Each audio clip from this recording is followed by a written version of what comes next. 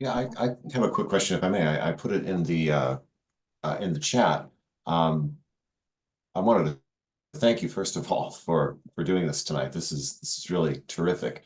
The question that I have is that it sounds to me, and this is how I've approached my own, but it sounds to me like the about section in LinkedIn should basically be your elevator pitch, right? Like in 30 seconds or less, or for LinkedIn in 4 lines or less, since that's often, all anybody's going to be paying attention to you.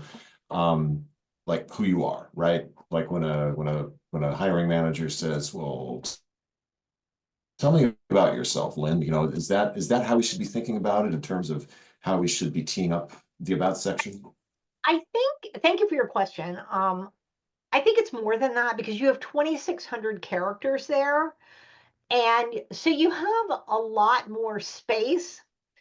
I think it needs to be in similar to an elevator pitch, it needs to be in the first person.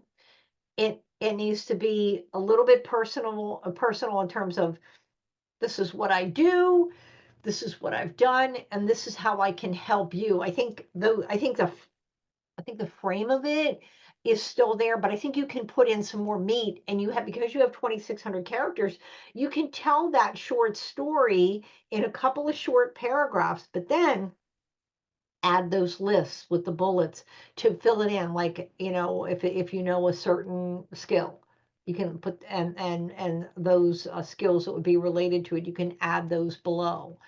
Um, so I think all of these are marketing tools, Travis, and and they all have their individual place, but there's a lot of overlap and they go hand in hand. But I think you can do more than you would in an elevator pitch of 30 seconds to a minute. An elevator pitch would never be more than I say if you're going over a minute, you're depending on the situation, you might be going too far. But I I know was they can. thinking mainly just in like the first, like the opening bit. That's, since Yeah, someone might only be looking at the first 4 or 6 lines, that's yeah. where you need to get, the pitch in, because you might only have 10 seconds to talk to somebody. Someone might I the think you first could four say lines that. before they move on to something. I think you could Okay, say that thank about you. the first paragraph for sure. Definitely for Thank sure you. I about really that. appreciate it. Yeah, no problem. Okay. Lynn, Anybody? Yes. Lynn, I've got a couple more questions in the Oh, chat.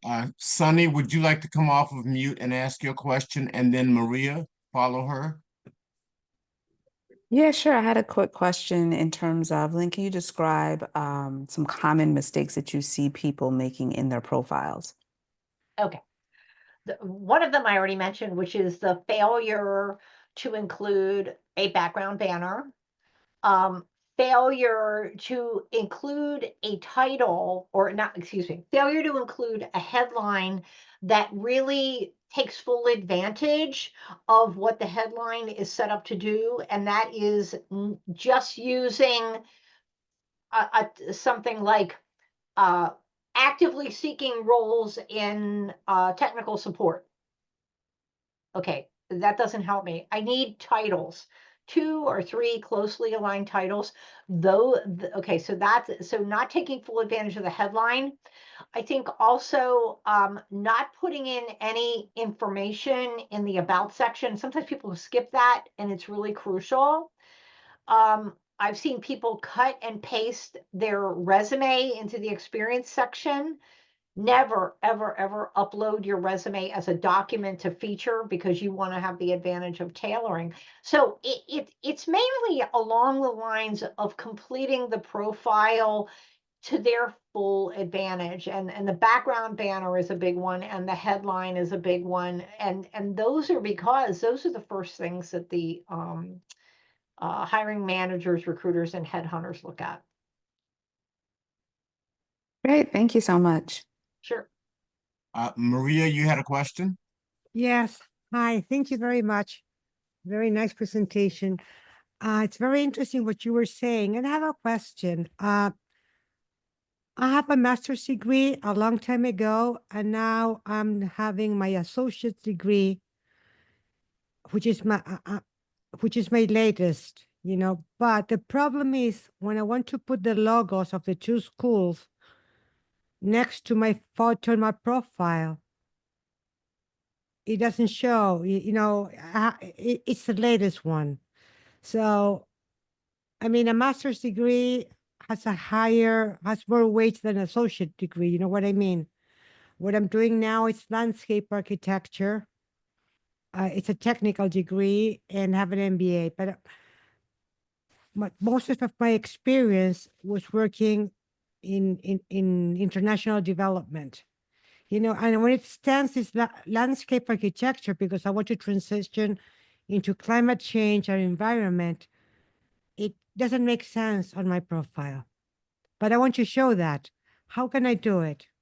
Yeah, so are you let me see if I just clarify, you want to show the associate's degree over the master's degree? No, the other way around. The other way around? It seems like if you put and is the master's degree something you just got No, it was a long time ago. a long time ago? I think you should, if you don't have the dates, I think you should be able to slide those around. Okay. Because I did my search on LinkedIn, and apparently that's why it's confusing, because according to what my search was, is only one logo shows, but I've seen many profiles that they have two or more logos of their education. And maybe it has to do with the dates. Maybe, maybe. If you're concerned about like how it's presenting, I would take Yeah. the dates off and see if you can maneuver it that way. If you want the masters to show first, but it sounds like you've got like a situation where a school has two different logos. Is that correct? Exactly. Then can you choose between the two and pick the one that is most appropriate? No, what I have to do, I have to delete my associate degree, because otherwise it shows that. Interesting. Yeah, I think for that one, it's so specific. I think I'd have to see it. Um, if you want, you can reach out to me afterwards, and maybe we can do a quick meet, and I can try to take a look at it for you. Oh, that would be great. Thank Okay. you. Yeah. At the end, I'll give my contact information. You can contact me, and maybe we could just do like a quick 15-20 minute, and maybe we can see what we can see, just see what we can do with it. Okay. Next Yeah. question. 'Cause I wanna Hold on just one second, Lynn. Sure. Thanks. We have one more question from Lewis. Lewis, if you'll come off of mute, and then we'll get back to Lynn's presentation, because she's got a lot of great content, and I'm sure she's going to have time allotted at the end for some of these great questions. Okay. Hey, yeah, thanks for doing this. Can you hear me okay? Yeah, no problem. Okay, great. I'm trying to transition back into IT after I was a teacher for a few years, and I ended up doing some warehouse work, which I can't really do that anymore. But so I am working on a certification. But as far as I don't really have a very good network, and I don't really know that many people in IT, especially because I'm actually I'm in Atlanta actually. But I'd like to move back up to that area up there in Virginia or the DC area, and so I'm just trying to figure out how best to do that. Okay. What was your general area of software engineering? Was it like Oracle or was it Microsoft or which was it? Well, my background that I had in IT was more hardware related. Okay, So hard.